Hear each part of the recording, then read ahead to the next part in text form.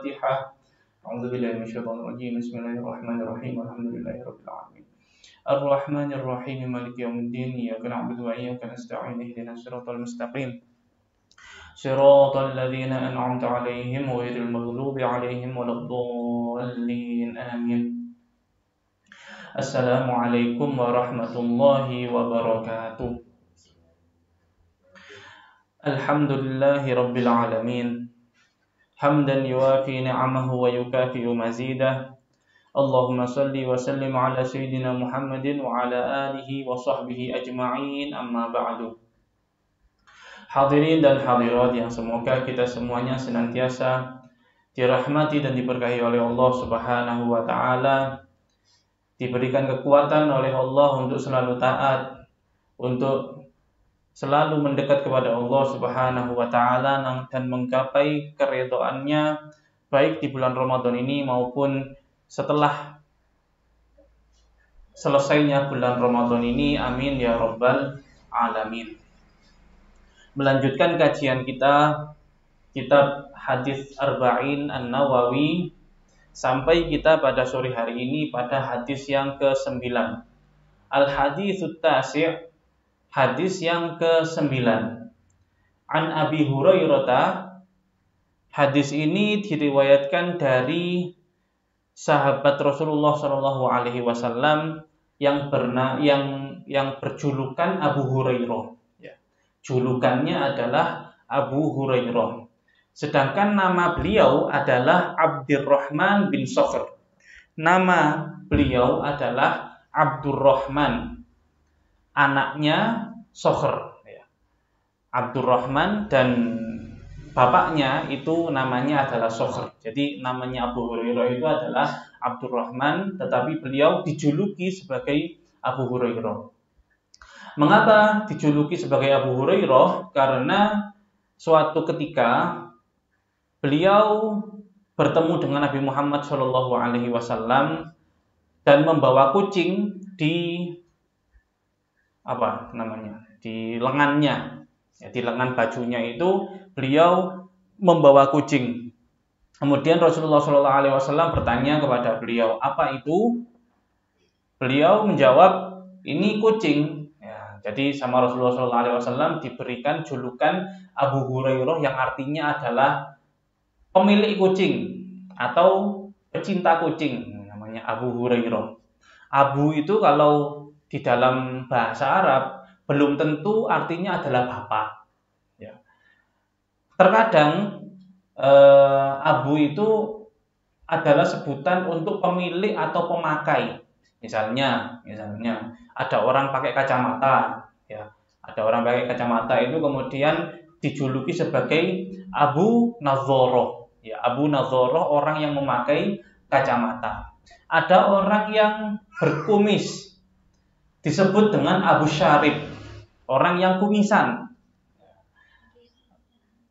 Orang dia itu punya jenggot panjang, dijuluki sebagai Abu Lihyah, orang yang memiliki jenggot.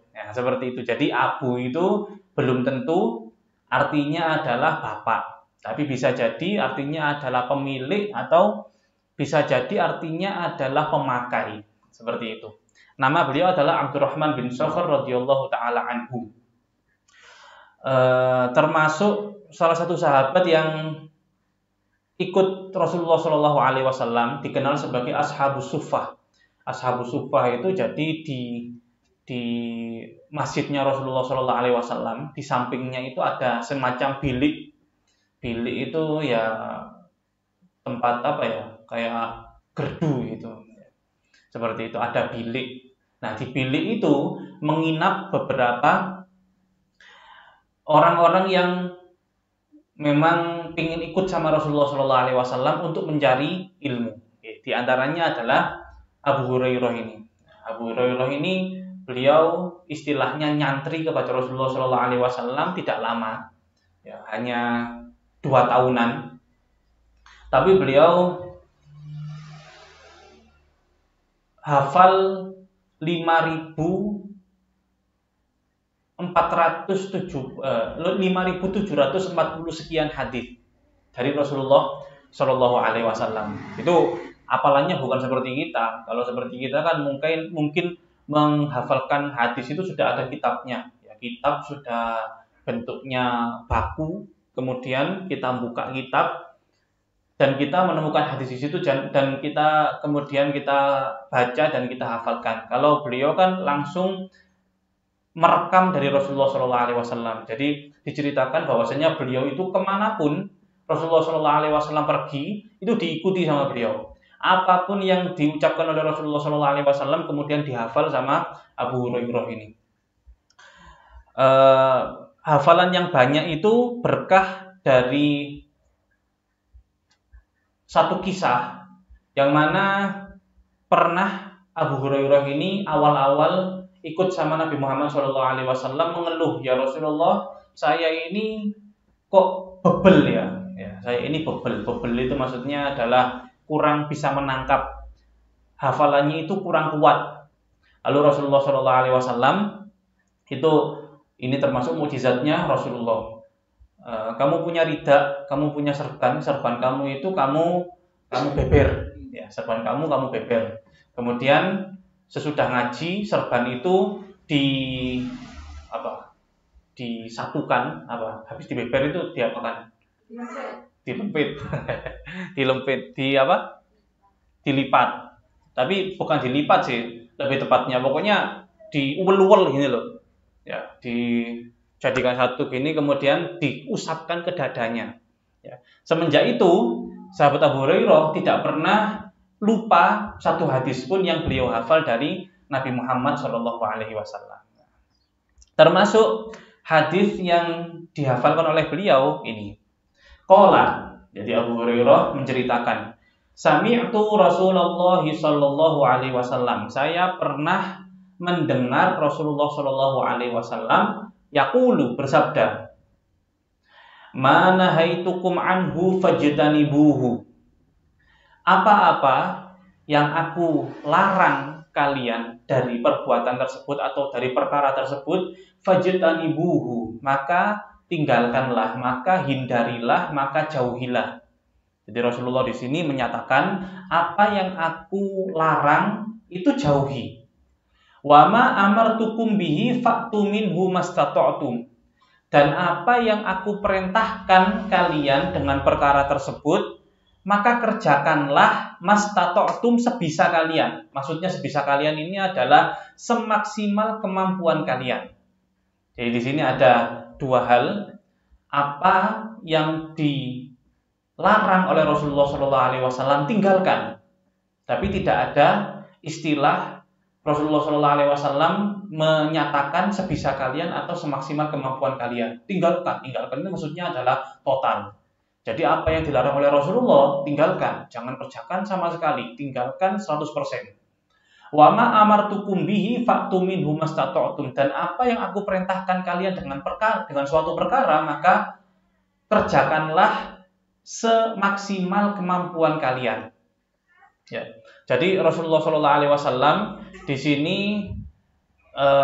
kalau kita memahami hadisnya, Rasulullah tidak memaksakan harus persis seperti apa yang digariskan sama Rasulullah SAW. Jadi para ulama menyatakan bahwasanya perintah-perintah di dalam ajaran Islam ini sangat banyak dan tidak mungkin semua orang sanggup untuk melakukannya. Makanya Rasulullah SAW menyatakan, apa yang aku perintahkan kalian dengannya, lakukanlah semaksimal kemampuan kalian. Contoh. Bagaimana agama ini dibikin mudah sama Allah Subhanahu wa Ta'ala. Ini mungkin sudah pernah saya ceritakan, tapi saya ceritakan kembali bahwasanya pas awal-awal diwajibkannya sholat itu dahulunya, sholat wajib itu dahulunya tidak berbatas dengan rakaat, tapi batasannya adalah durasi. Awal-awal Islam, sholat itu diwajibkan oleh Allah Subhanahu wa Ta'ala adalah sholat malam, dan durasinya adalah lebih dari setengah malam. harus lebih dari setengah malam. Jadi berapapun rokaatnya, pokoknya sholatnya itu harus durasinya itu lebih dari setengah malam. Kemudian setelah itu oleh Allah Subhanahu wa taala dikurangi sholat tersebut menjadi sholat yang berbatas rokaat. Seperti yang kita lakukan sekarang, sholat subuh 2 rakaat, sholat zuhur 4 rakaat, sholat asar 4 rakaat, sholat maghrib 3 rakaat, sholat isya 4 rakaat. Cuma itu saja. Yang sebelumnya itu sangat berat, ya. Sholat harus setengah malam dan itu wajib, kemudian diganti oleh Allah Subhanahu wa taala dengan 17 rakaat dalam satu hari, satu malam. Puasa Ramadan juga seperti itu. Dahulunya Allah Subhanahu wa taala mewajibkan puasa Ramadan itu kalau seseorang habis maghrib lalu datang waktu isya, lalu dia mengerjakan sholat isya, setelah sholat isya gak boleh untuk makan minum lagi, sudah lanjut puasa lagi. Atau kalau misalnya dia belum sholat isya tapi sudah ketiduran, maka bangunnya dia sudah lanjut puasa lagi. Itu adalah hukum awal-awal Islam. Kemudian terjadi tragedi di mana banyak sahabat yang mereka tidak kuat nahan syahwatnya. Ketika mereka habis sholat isya kemudian melihat istrinya dan muncul keinginan untuk mengumpuli istrinya, akhirnya terjadilah kumpul suami istri setelah sholat isya, padahal itu adalah sudah waktu-waktu puasa. Lalu ada yang mengadu kepada Nabi Muhammad SAW. Akhirnya Allah Subhanahu wa taala memberikan satu ganti hukum. Yang awalnya itu puasa mulai setelah sholat isya atau setelah seseorang itu tidur. Sekarang puasa itu mulai terbitnya fajar shodiq. Ya, seperti itu. Itu adalah satu gambaran di mana Allah Subhanahu wa taala memang menyeting agama ini sebagai agama yang mudah. Masih sudah dipermudah seperti itu, masih diberikan kelonggaran oleh Allah Subhanahu wa taala. Misalnya, ya, perkara sholat. Ini kita membicarakan tentang hal-hal wajib dulu. Perkara sholat wajib. Seseorang yang dia itu sholat wajib, kemudian di antara rukun sholat wajib itu adalah berdiri. Ya, berdiri. Orang yang tidak mampu untuk berdiri karena sakit atau karena satu alasan tertentu tidak mampu untuk berdiri, maka diperbolehkan dia sholat sambil duduk. Tidak mampu duduk, maka diperbolehkan dia sholat sambil berbaring di atas sisi kanannya. Tidak bisa seperti itu, maka dia berbaring seperti biasa, normal, sambil wajahnya diangkat sedikit, kemudian menghadap ke arah kiblat. Seperti itu. Ya. Ada orang dia itu bepergian, lalu dia tidak sanggup untuk melakukan sholat di waktunya. Diadakan oleh Allah Subhanahu wa taala syariat namanya jamak. Ada jamak takdim, ada jamak takhir. Sholat zuhur, asar. Pas waktu zuhur ini masih di perjalanan. Nanti sampai di tempatnya pas waktu asar. Ketika di perjalanan tidak bisa untuk melakukan sholat zuhur, maka sholatnya itu dijamak takhir ke sholat asar. Jadi sholat zuhurnya dan sholat asarnya itu semuanya dikerjakan di waktu asar. Itu merupakan satu keringanan dari Allah Subhanahu wa taala. Masih ada lagi, perjalanannya itu jauh, sekiranya seseorang itu capek atau waktunya itu terbatas, sehingga ada syariat namanya qashar. Ya, ada syariat namanya qashar. Dan inilah beberapa gambaran tentang sabda Nabi Muhammad SAW, wa ma amartukum bihi fa'tu minhu mastata'tum. Kalau ada perintah dari Rasulullah, perintah dari Allah Ta'ala, itu kerjakanlah semaksimal kemampuan kalian. Karena apa? Agama ini disetting oleh Allah Subhanahu wa taala sebagai agama yang mudah. Seperti itu. Ini berkaitan dengan perkara-perkara wajib. Pasti perkara wajib itu kalau ada seseorang yang ada uzur, tidak bisa melakukannya secara sempurna, itu boleh atau ada solusinya. Ada solusinya. Pokoknya orang tersebut harus melakukannya meskipun tidak dengan cara yang ideal, tidak dengan sempurna, ya, tapi masih wajib untuk melakukannya. Ini perkara wajib. Perkara sunnah, ya perkara sunnah juga seperti itu. Ada di dalam kitab Riyadhus Shalihin. Kitab Riyadhus Shalihin ini juga termasuk karangannya Al-Imam An-Nawawi. Tapi jumlah hadisnya itu lebih banyak. Di sini di antara bab-bab di dalam kitab Riyadhus Shalihin ini ada namanya kathratu turukil khair. Jalan kebaikan itu ada banyak. Ya, jalan kebaikan untuk kita menambah kebaikan itu ada banyak. Di antaranya ini. An Abi Musa radhiyallahu anhu. Diriwayatkan dari Abu Musa radhiyallahu anhu anin Nabi sallallahu alaihi wasallam, dari Nabi Muhammad sallallahu alaihi wasallam, qala, beliau bersabda, ala kulli muslimin shadaqah. Setiap muslim itu wajib bersedekah. Ya, setiap muslim itu wajib bersedekah. Lalu ada yang tanya, qala ara'aita illam yajib. Lah kalau nggak ada yang dipakai sedekah bagaimana? Kalau nggak ada yang dipakai sedekah itu bagaimana? Qala ya'malu biyadaihi. Kalau nggak ada yang dipakai sedekah ya kerja. Ya'malu biyadaihi. Kerja. Fayanfa'u nafsahu, kemudian dia dapat hasil kerjanya itu berguna bagi dirinya. Wa yatasaddaq, kemudian dia bersedekah dengan kelebihan apa yang dia butuhkan. Dia dapatkan, kemudian yang dia butuhkan itu dia penuhi terlebih dahulu, kemudian sisanya dipakai untuk sedekah. Qala ara'aita illam yastati. Loh, bagaimana kalau hasil dia kerja itu dibuat makan dia saja itu kurang, terus apa yang dipakai dia untuk sedekah?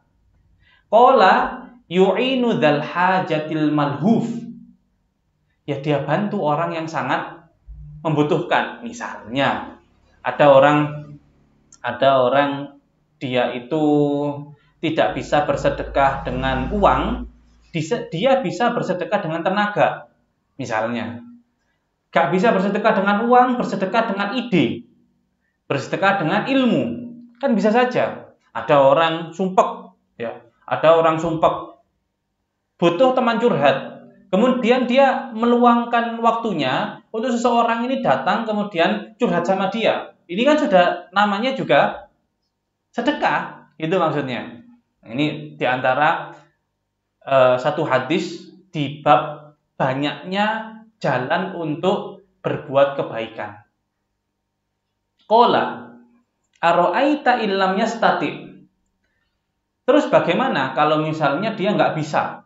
Ya, dia tenaga gak bisa, gak punya waktu, gak punya ide, gak punya ilmu, ya pokoknya gak ada yang dipakai kontribusi kepada orang lain. Qala, dijawab, ya'muru bil ma'ruf awil khair. Ya sudah, dia nyuruh saja orang untuk berbuat kebaikan. Ya, suruh saja orang untuk berbuat kebaikan. Ini yang sekarang terlintas di dalam benak saya ini. Menyuruh orang atau ngajak orang untuk berbuat kebaikan itu diantaranya adalah ada musola dia adzan, ya, ada musola dia adzan, itu sama saja dengan ngajak orang sholat, ya, sama dengan ngajak orang sholat. Kalau katakanlah tidak ngajak orang sholat, ya sudah mengingatkan orang kepada sholat, ya sudah itu termasuk amar ma'ruf, ya, ya'muru bil ma'ruf au bil khair. Dia menyuruh orang atau mengajak orang kepada sesuatu kebaikan. Ya, tadi tingkatannya mulai sedekah dengan harta, nggak bisa kontribusi dengan ide, dengan tenaga. Kalau nggak bisa ya sudah, ajak orang saja, ya ngajak orang saja kepada kebaikan. Ada sekarang kan banyak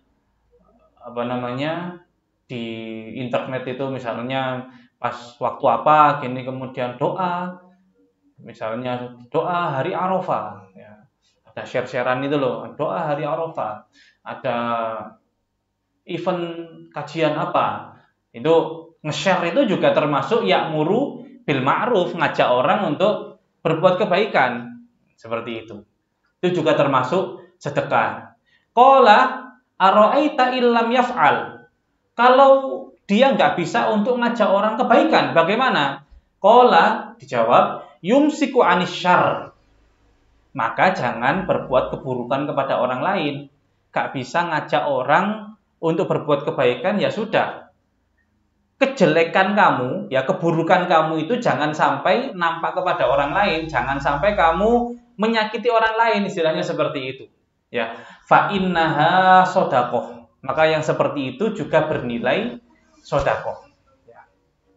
Ya, nggak bisa berkontribusi apa kepada orang lain, ya sudah. Jangan jaga mulut ini, jangan sampai nyakiti perasaan orang. Jaga tangan ini, jangan sampai menyakiti orang lain. Jaga pandangan mata, jangan sampai pandangan mata ini menjadi masalah atau membuat satu kesalahpahaman kepada orang lain. Seperti itu. Itu juga bernilai shadaqah. Muttafaqun alaihi. Jadi kalau kita mau berbuat kesunahan itu tidak harus dengan sesuatu yang ideal, sesuatu yang sempurna. Misalnya kalau orang umumnya kalau mau masuk bulan puasa itu orang-orang bersedekah, bikin makanan kemudian sedekah seperti itu dan diberikan kepada tetangganya 10, 15, 20, 40 ya, terserah dia. Ya, nggak bisa seperti itu, ya nggak bisa sesuai dengan standarnya masyarakat, ya sudah sebisanya ngirim ke musola, ya 2, 3, 4 bungkusan, itu juga sudah termasuk sedekah. Jadi perkara sunnah itu tidak harus seseorang memaksakan diri untuk mengerjakan hal yang levelnya itu tinggi. Sebisanya dia, ya sebisanya dia itu karena apa? Karena jalan kebaikan itu bukan hanya satu, tapi jalan kebaikan itu ada banyak. Pas puasa seperti ini kebanyakan orang, kemudian mungkin orang-orang yang punya uang, mereka akan mengeluarkan makanan, kemudian santunan anak yatim, ya, kemudian bagi-bagi takjilan di pinggir jalan dan lain sebagainya. Nggak bisa seperti itu, ya sudah sebisanya. Sebisanya apa yang dia bisa, kebaikan apa yang dia bisa dia lakukan di dalam bulan Ramadan ini. Apakah saya kalau masalah sedekah tidak bisa, ya sudah saya perbanyak untuk membaca Al-Qur'an. Ya, seperti saya ini orang pate iso sedekah duit, sedekah ilmu saja di bulan Ramadan ya. Seperti itu. Nah, bisa dinikmati sama ya lingkungan sini bisa, atau orang yang jauh di sana lewat lihat di YouTube juga bisa. Pokoknya niat saya adalah untuk sedekah. Bentuknya itu apa? Bentuknya adalah dalam bentuk ilmu. Karena apa? Karena jalan kebaikan itu tidak terbatas, ada banyak jalan kebaikan. Kemudian setelah itu disusul dengan babun fil iqtisad fit ta'ah. Kalau berbuat ketaatan itu sewajarnya saja, sedang-sedang saja, sewajarnya saja, tidak perlu memaksa. Ya. Di antaranya hadis wa'an Aisyah, dari Sayyidah Aisyah, hadis diriwayatkan oleh Sayyidah Aisyah radhiyallahu taala anha, anna Nabi sallallahu alaihi wasallam dakhala 'alaiha wa 'indaha imra'atun. Suatu ketika Rasulullah sallallahu alaihi wasallam ini datang ke rumahnya Sayyidah Aisyah. Ketika itu Sayyidah Aisyah sedang ada tamu perempuan. Ya, Sayyidah Aisyah sedang ada tamu perempuan. Lalu Rasulullah SAW bertanya, man hadhihi? Siapa ini? Ya, siapa ini? Qalat hadhihi fulana. Sayyidah Aisyah mengatakan atau menjawab, ini namanya ini. Ya, dia adalah namanya ini, tazkuru min sholatiha. Sekarang dia itu sedang bercerita tentang sholatnya. Jadi sholatnya si perempuan ini banyak, dia mengerjakan banyak sholat, kemudian bercerita kepada Sayyidah Aisyah. Lalu Rasulullah SAW mengatakan qala mah. Mah itu kalau di bahasa kita itu gitu. Ya. Sayyidah Aisyah itu menceritakan bahwasanya si perempuan ini dia cerita, saya sholat tahajud segini rakaat, saya sholat duha, saya sholat ini, sholat itu. Lalu Rasulullah mengatakan, alaikum bima tutikun. Alaikum bima tutikun. Kalian kalau ibadah itu yang kalian mampu saja. Kalian kalau ibadah itu yang mampu saja. Maksudnya apa? Ketika ada orang, istilahnya ya, istilah kasarnya itu memamerkan ibadahnya, orang lain itu terkadang terprovokasi. Ketika orang lain itu terprovokasi, kemudian ikut-ikutan ibadah yang banyak seperti itu, padahal tidak sesuai dengan kemampuannya. Ya. Namanya apa? Ya, namanya ibadah ikut-ikutan. Nanti ibadah yang seperti ini dikhawatirkan menjadikan orang tersebut menjadi jenuh. Saking banyaknya ibadahnya itu sampai jenuh. Kalau sudah jenuh, bakalan meninggalkan ibadah sama sekali. Ya, bakal meninggalkan ibadah sama sekali karena apa? Karena merasa ibadah itu berat. Makanya Rasulullah SAW kemudian nyuruh Sayyidah Aisyah untuk diam. Lalu mengatakan kalau ibadah itu semampunya saja. Fa wallahi la yamallullahu hatta tamallu. Rasulullah menyatakan, demi Allah, Allah tidak bosan memberi pahala sampai kalian itu bosan beramal. Allah tidak bosan memberi pahala sampai kalian itu bosan beramal. Wa kana ahabbuddin ilaihi, ini tambahannya Sayyidah Aisyah, dan kebiasaan yang paling dicintai oleh Rasulullah SAW itu adalah madawama sahibuhu alaihi. Pekerjaan yang orang yang mengerjakannya itu terus langgeng di dalam mengerjakannya. Jadi bukan istilahnya bukan musiman. Ya. Orang musimnya ikut kajian, ikut kajian. Nanti kalau sudah bosen, gak ikut kajian. Ya. Orang musimnya bikin acara-acara santunan, ikut bikin acara santunan. Nanti kalau sudah bosen, nggak nyantuni sama sekali, sodako apapun nggak dia lakukan. Ya. Orang musimnya ziarah, ikut ziarah. Orang musimnya umroh, ikut umroh. Nanti ya, itu bukan hal yang seperti itu yang diinginkan oleh Rasulullah SAW, tapi yang diinginkan oleh Rasulullah SAW itu adalah amalan yang sekiranya orang yang mengamalkan itu bisa terus mengamalkannya, seperti itu. Jadi meskipun amalannya itu ringan, tapi senantiasa dia lakukan. Muttafaqun alaihi. Ini hadisnya diriwayatkan oleh Imam Bukhari dan Imam Muslim. Kenapa kok seperti itu? Harus apa yang istilahnya ya, dia mampu supaya bisa langgeng. Ini juga berhubungan dengan diterima atau tidaknya amal tersebut. Diterima atau tidaknya itu kan tergantung keikhlasan. Ya, orang mengerjakan suatu amalan itu belum tentu dia itu ikhlas.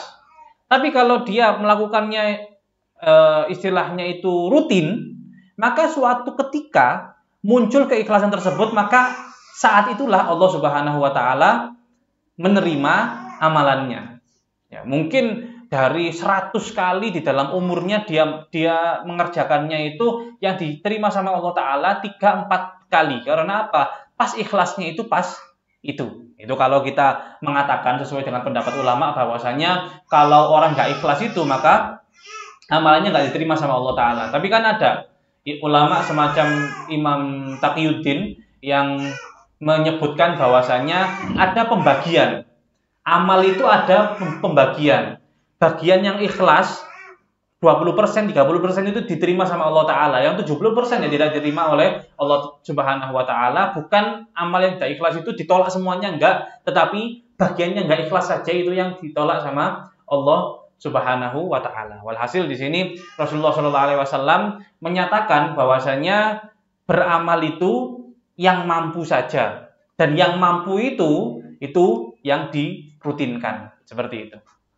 Hadis yang lain an Anas radhiyallahu taala anhu. Ini kenangannya Sayyidina Anas karena Sayyidina Anas itu sering ada di rumahnya Rasulullah sallallahu alaihi wasallam. Suatu saat beliau menceritakan jaa salah satu rohtin ila buyuti azwajin Nabi sallallahu alaihi wasallam. Datang 3 orang atau 3 rombongan, 3 kelompok orang ke rumah-rumahnya istri-istri Nabi Muhammad sallallahu alaihi wasallam. Pokoknya ada orang datanglah ke rumahnya istri-istri Nabi Muhammad sallallahu alaihi wasallam. Yas'aluna an ibadatin Nabi sallallahu alaihi wasallam. Mereka bertanya, mereka cari informasi tentang bagaimana Rasulullah sallallahu alaihi wasallam itu beribadah. Falamma ukhbiru, ketika mereka diceritakan kepada mereka tentang ibadah Rasulullah, ka'annahum taqalluha. Mereka menganggap ibadah Rasulullah itu sedikit. Ya, mereka menganggap ibadah Rasulullah itu sedikit. Dan seperti itulah watak manusia. Semakin banyak dia beramal, maka semakin dia itu besar potensinya untuk meremehkan amal orang lain. Ini termasuk juga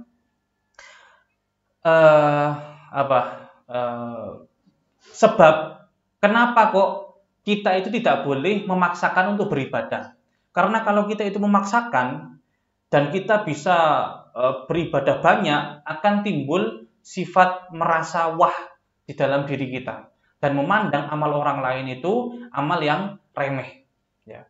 Tapi mereka sahabat, mereka sadar meskipun amal Rasulullah itu sedikit, tapi kan Rasulullah itu sudah dijamin sama Allah Subhanahu Wa Taala. Mereka mengatakan waqalu aina nahnu minan Nabi sallallahu alaihi wasallam. Ya, meskipun amal Rasulullah itu sedikit tapi enggak sebanding dengan kita. Kita itu meskipun amalnya banyak tapi Rasulullah itu tetap levelnya itu level tinggi. Wa qad ghufira lahu ma taqaddama min dzambihi wa ma ta'akhkhar. Rasulullah itu sudah diampuni dosanya, baik yang sudah dilakukan maupun yang belum dilakukan. Ya, mereka mengatakan, ya Rasulullah maklumlah ibadahnya cuma sedikit. Lawang beliau itu sudah jelas dijamin sama Allah Subhanahu Wa Taala masuk surga. Lah kita ini kan harus banyak amal supaya bisa masuk surga yang tingkat tinggi. Lalu qala ahaduhum, salah satu dari mereka mengatakan, amma ana fa usallil lail abadan.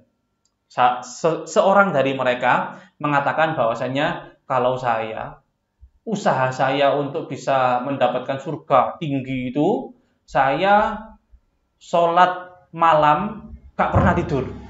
Ya, saya semalam malam itu sholat gak pernah tidur. Wa qala al-akhar, yang lain mengatakan, wa ana asumud dahra abadan wala uftir. Kalau saya sepanjang tahun itu puasa. Gak pernah saya sehari saja gak puasa. Wa qala al-akhar, yang lain mengatakan wa ana a'tazilun nisa. Oh, kalau saya ini saking pinginnya ibadah banyak sampai gak deket kepada perempuan. Maksudnya apa? Tidak menikah. Fala atazawwaj abadan, dan saya tidak akan pernah untuk menikah. 3 orang ya. Satu ngomong saya semalam malam ini ibadah tidak pernah putus. Satu ngomong saya setiap hari puasa nggak pernah putus. Yang satu ngomong, saya untuk supaya ibadah terus, maka saya tidak menikah. Faja'a Rasulullah sallallahu alaihi wasallam ilaihim. Kemudian Rasulullah sallallahu alaihi wasallam mendatangi mereka. Faqala antumul ladzina qultum kadza wa kadza. Oh, kalian yang ngomong, yang satu ngomong salat malam terus, yang satu ngomong puasa terus, yang satu ngomong tidak nikah. Kalian tahu orangnya. Ama wallahi inni la akhsyakum lillah. Rasulullah mengatakan, ketahuilah demi Allah, di antara kita ini yang paling takut Allah itu saya. Kata Rasulullah SAW, yang paling takut Allah itu saya. wa atqakum lah, dan yang paling bertakwa kepada Allah itu adalah saya.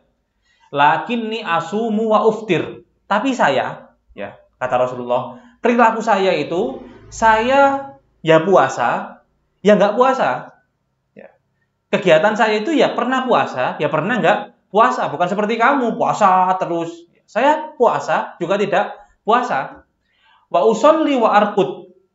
Saya juga sholat malam, tapi juga tidur. Bukan semalam-malam, sholat malam terus. Ya. Wa atazawwajun nisa, dan saya juga menikah. Faman raghiba an sunnati falaysa minni. Dan barang siapa yang berpaling dari sunnahku, maka bukan termasuk dari golonganku. Ya, Rasulullah mengatakan bahwasanya ini loh, beragama itu sewajarnya saja. Yang seperti kalian itu, maksudnya yang memaksakan ibadah sampai segitunya, itu tidak sesuai dengan ajaran Rasulullah SAW dan bukan termasuk dari golongan Rasulullah SAW. Muttafaqun alaihi. Hadis ini diriwayatkan oleh Imam Bukhari dan Imam Muslim. Kemudian ada banyak sebetulnya, tapi saya pilih yang ini termasuk wa an Aisyah radhiyallahu anha, dari Sayyidah Aisyah radhiyallahu anha anna Rasulullah sallallahu alaihi wasallam qala idza na'asa ahadukum wa huwa yusolli falyarqud. Kalau kalian sholat kemudian ngantuk, ya tidur dulu. Ya, kalau sholat misal tarawih, sekarang tarawih. Kalau kalian itu sholat, kemudian ngantuk, ya tidur dulu. Tarawihnya nanti, itu maksudnya. Ya, kira-kira itu seperti itu. Kalau kalian sholat malam, misalnya, terus kalian itu ngantuk, ya tidur dulu. Hatta yadhhaba anhun naum, sampai tidak ngantuk lagi. Fa innahu idza shalla wa huwa na'is, karena apabila dia itu sholat, sedangkan dia keadaannya ngantuk, la yadri, la'allahu yadhhabu yastaghfir fayusubbu nafsahu. Dia nggak tahu lafadz ucapannya itu terkontrol atau tidak. Terkadang dia ingin untuk membaca astaghfirullah menjadi astagfirullah. Astaghfirullah itu artinya adalah saya minta ampun kepada Allah. Astagfirullah itu artinya adalah saya minta dilumuri debu sama Allah. Ya, seperti itu. Makanya Rasulullah mengatakan, barangkali dia niatnya istighfar, tapi dia malah mencaci, memaki dirinya sendiri dengan lafadz astagfirullah tadi. Itu cuma contoh ya, cuma contoh. Maksudnya apa? Kalau orang itu sholat, sedangkan dia itu keadaannya ngantuk, maka terkadang bacaannya itu gak bener.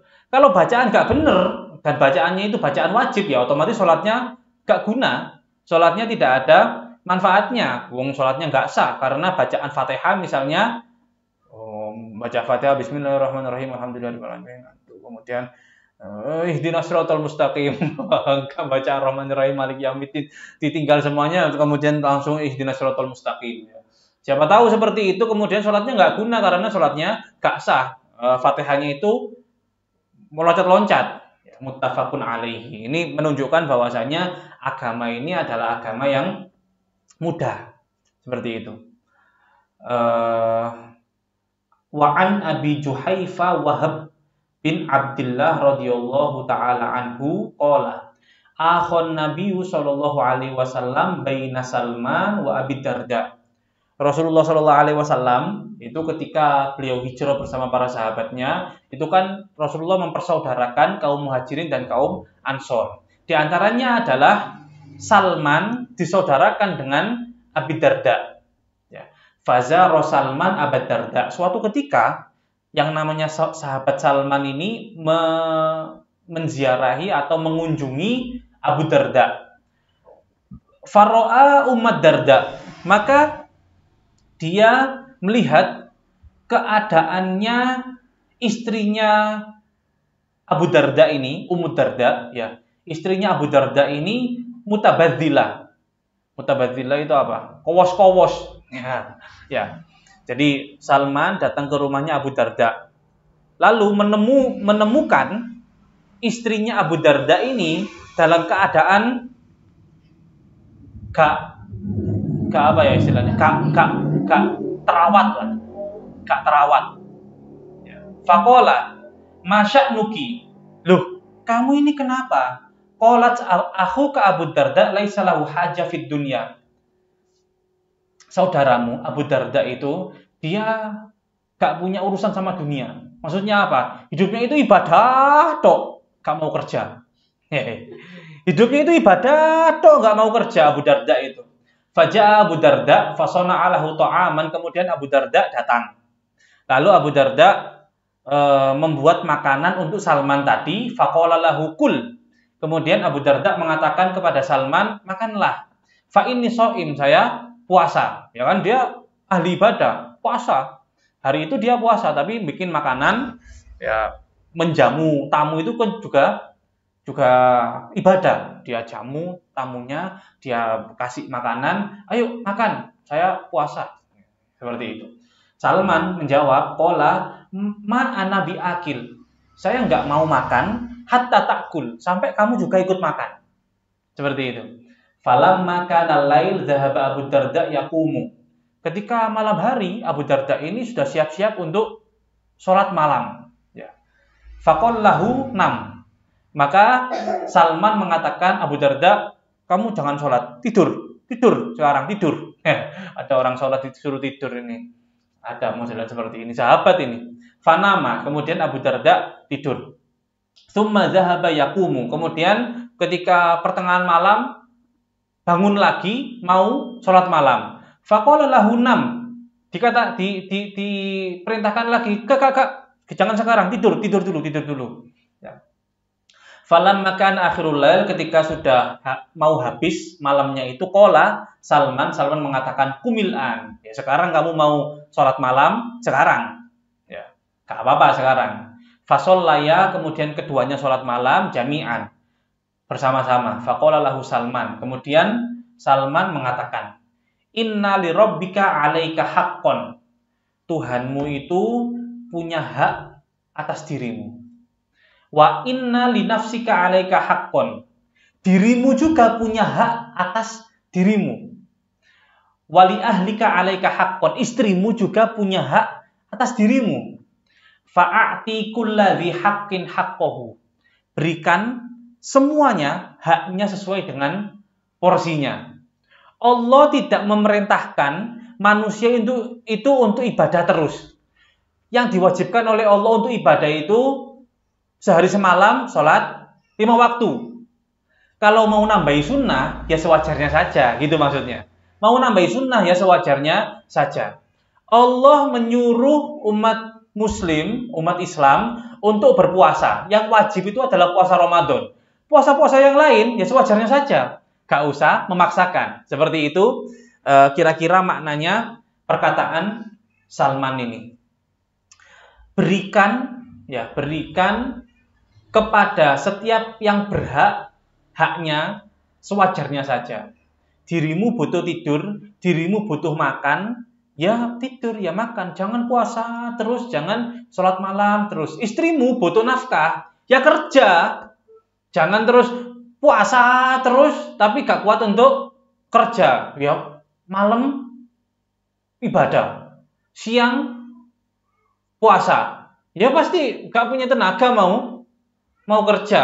Ya. Sehingga ya sudah, malam itu sholat malam sewajarnya saja. Kemudian siang mau puasa kuat, ya puasa. Nggak kuat untuk puasa, ya sudah nggak usah puasa. Yang penting kerja untuk menafkahi istri, karena istri juga punya hak. Seperti itu.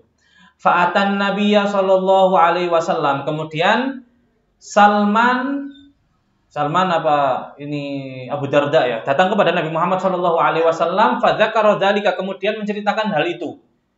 Lahu faqala Nabi sallallahu alaihi wasallam, lalu Rasulullah sallallahu alaihi wasallam, oh ini Abu Darda berarti, datang kepada Nabi Muhammad sallallahu alaihi wasallam mengadu.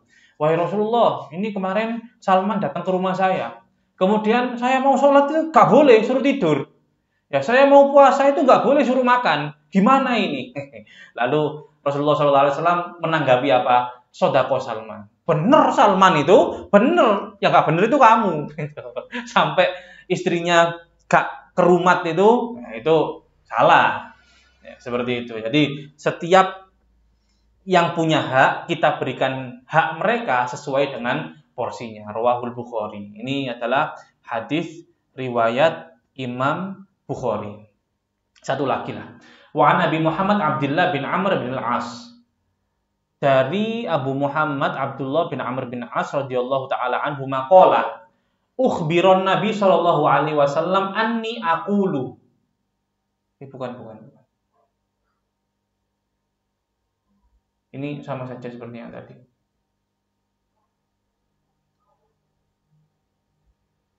Oh ini. Wa fi riwayatin.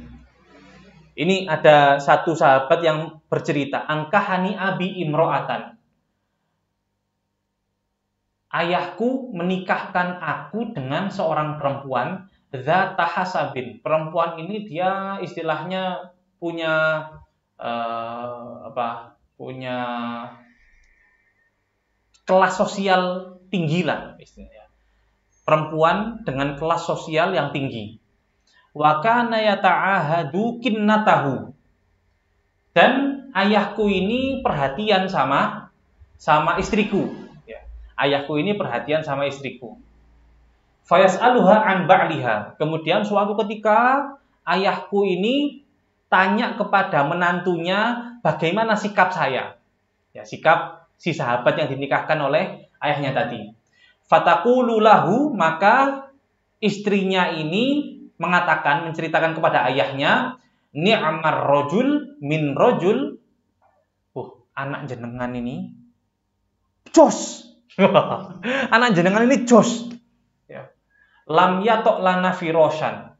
Nggak pernah tidur. Malam itu ibadah terus nggak pernah tidur. Walam yufattish lana kanafan.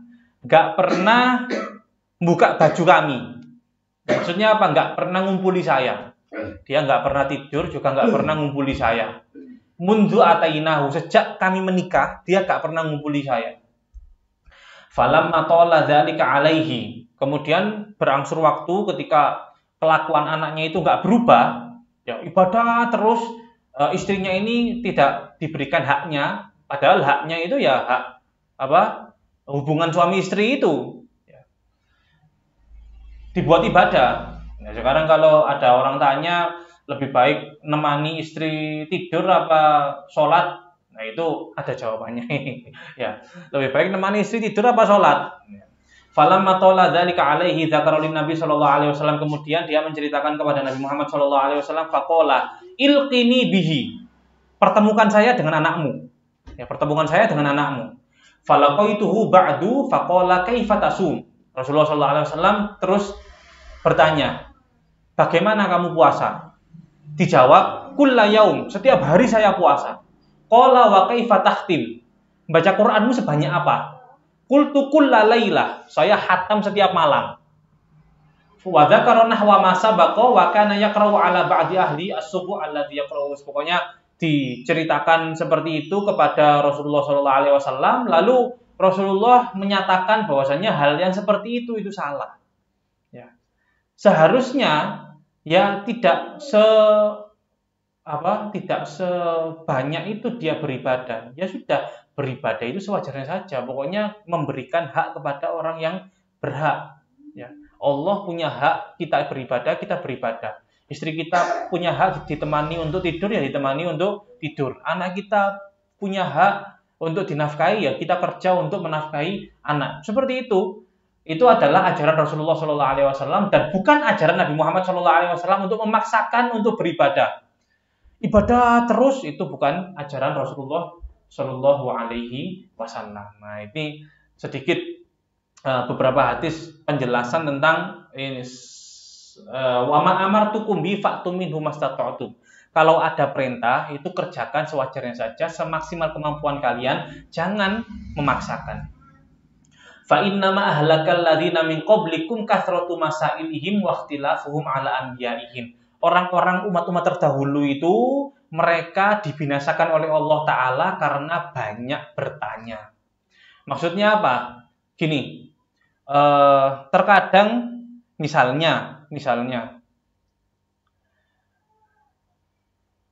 kalau ada ustadz menganjurkan kalau malam itu paling enggak sholat ya Sholat malam itu penting. Sholat ya sudah. Sholat saja semaunya dan semampunya.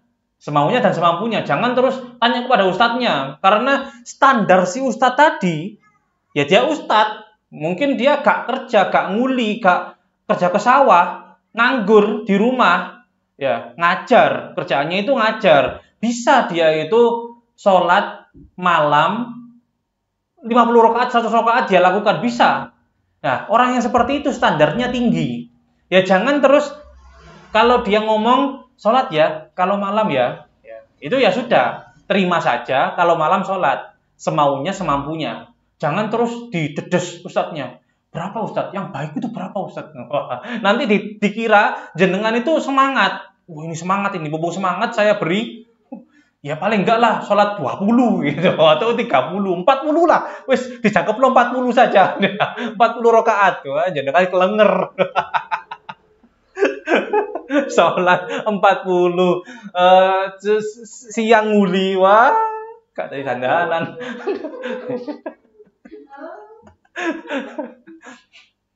Itu jangan banyak bertanya, ya sudah, kalau ada perintah ya sudah lakukan, nggak usah dedes gitu loh maksudnya. Kalau perkara-perkara ilmu yang wajib, ya perkara-perkara ilmu yang wajib itu tidak masalah, tanya sewajarnya. Tapi kalau misalnya dedes sampai istilahnya itu membuat beban untuk diri kita sendiri, ya itu tinggalkan. Ya seperti itu. Ada satu riwayat menyebutkan ada seseorang ulama ini kalau dia ditanya tentang suatu perkara, dia akan bertanya, ya, Ustadz, bagaimana kalau misalnya kejadian gini? Dia akan tanya, kejadian belum? Ya. Belum, ya sudah jangan tanya. Ya, nanti saja kalau kejadian kamu tanya lagi, saya ajari. Kalau sekarang belum kejadian jangan bertanya seperti itu. Maka dari itu banyak ya Pak, ada sebagian ulama itu mereka tidak mau untuk menjelaskan tentang hukum fikih tolak. Bab tolak itu ditinggalkan. Karena apa? Karena supaya gak terus orang awam itu kepikiran talak. Mereka kan gak butuh talak. Butuhnya kan rumah tangga itu sakinah mawaddah warohmah. Lapo diceritani talak. Nah, itu. Ya, jadi ulama itu kadang milih-milih seperti itu. Karena apa? Karena ya perhatian mereka kepada umat, kemudian kasihan mereka kepada umat, jangan sampai mereka terbebani sesuatu yang mereka nggak butuh. Seperti itu.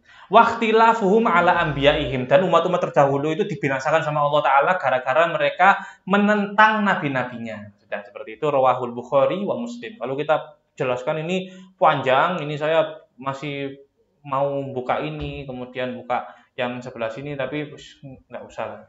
Pokoknya seperti itu.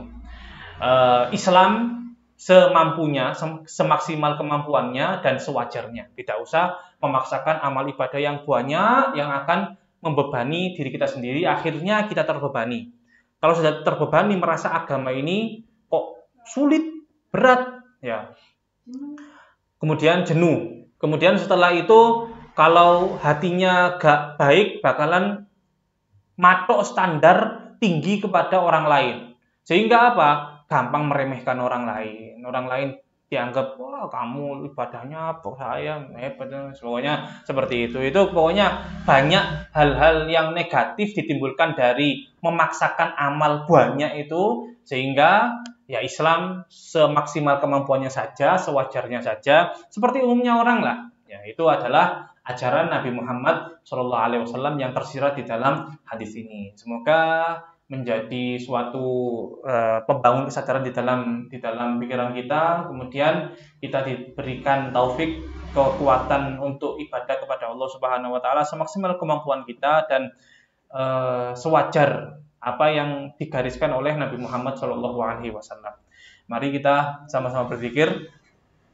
Asyhadu an la ilaha illallah astaghfirullah nas'aluka ridhaka wal jannah wa na'udzu bika min sakhatika wan nar. Asyhadu an la ilaha illallah astaghfirullah nas'aluka ridhaka wal jannah ونعوذ بك من سخطك والنار أشهد أن لا إله إلا الله أستغفر الله نسألك رضاك والجنة ونعوذ بك من سخطك والنار اللهم إنك عفو كريم تحب العفو فاعف عنا اللهم إنك عفو كريم تحب العفو فاعف عنا اللهم إنك عفو كريم تحب العفو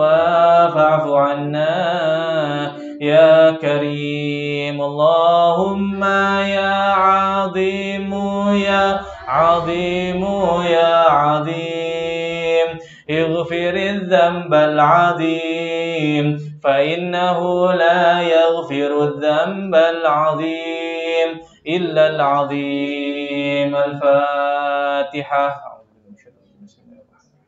الحمد لله رب العالمين الرحمن الرحيم Lebihnya saya mohon maaf, saya akhiri. Wassalamualaikum warahmatullahi wabarakatuh.